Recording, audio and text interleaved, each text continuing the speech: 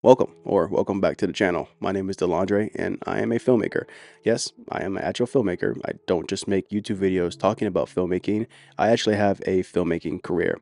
And for today's episode, we are going to talk about 4 things that filmmakers do that I just cannot stand. But first, quick disclaimer, this video was inspired by a video that I seen on YouTube by Luke Forsythe. And he basically made a video talking about filmmaking trends that he just cannot stand, and I had great entertainment watching that video. So for this video, I want to share with you guys some things that I cannot stand, and hopefully you guys can join me in the comment section and let me know what it is that you guys cannot stand. Without all the gibberish, now we can get into the video. So number 1 for me is going to be filmmakers who dirty up their images obsessively.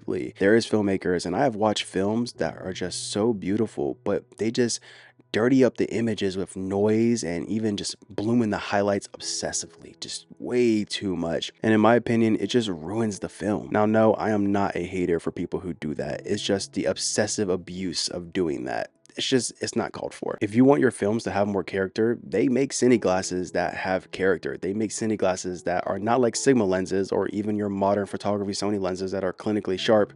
There's cinema glasses out there that have character. If you want some character, then just throw on a cine lens, rent one out. There's no need to obliterate your film with just obsessive noise and blooming the highlights. I personally don't even like when I have noise in my images. A little bit of noise is okay, but when I see a lot of noise in my images, it drives me crazy. So for me to watch an entire video where it's just obliterated with noise, I just cringe so bad. Number 2 for me is going to be those solo filmmakers who create an entire short film on a tripod and then later go in post-production and just add a bunch of scaling in and out for the entire short film. Now, me speaking, I am guilty of this from the past YouTube videos that I posted on this channel, but as I continued to do those videos and I started watching back the videos, I just started hating it. Like, I just hate doing that. Now I'm at the point where I'm not going to create a short film if I don't have a team or a group of friends to help me do this. I don't always think that shooting on a tripod is bad, because some shots just need to be locked off on a tripod. That's perfectly fine.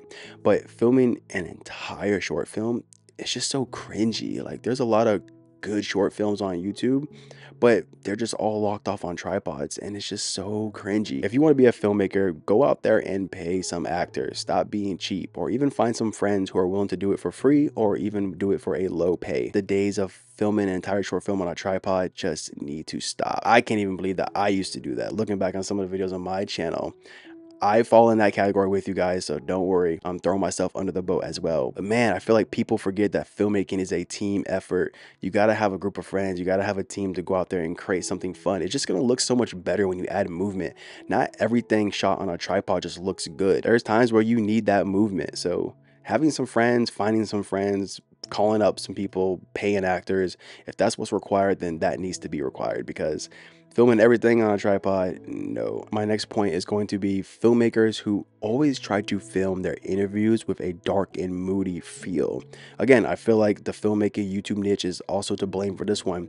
Not everything has to be filmed dark and moody, whether it's an interview or whether it's a film in general. I feel like the obsessive use of filming everything dark and moody because it adds a more dramatic feel, it's getting overplayed. Now, yes, some scenes and some shots look exceptionally well in a dark and moody environment, but you don't have to film all your interviews dark and moody. For instance, if I'm going to film a famous painter or a painter in general, I'm going to ideally have them in a room full of their paintings or different paintings that inspired them, and I'm not gonna just shut off all the house lights and have one key light shining on them just to make it more dramatic and this mysterious painter. Like, that's nonsense.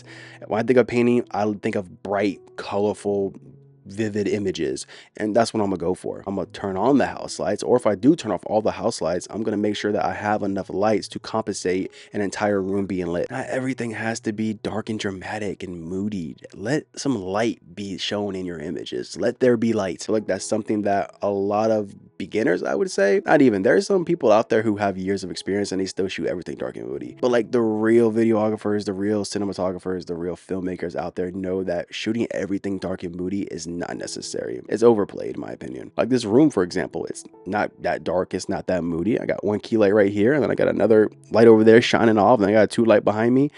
this looks fine to me. My point is, everything doesn't have to be dark and moody. My last and final point is going to be having a bunch of different angles does not replace your storytelling. Once again, I cannot tell you how many films I have watched on YouTube that had really amazing shots that I wish I could have from my portfolio. Some really good looking, nice shots, but there was no story. It didn't make any sense. I had no idea or no understanding of what it is that I was even watching. The shots looked good.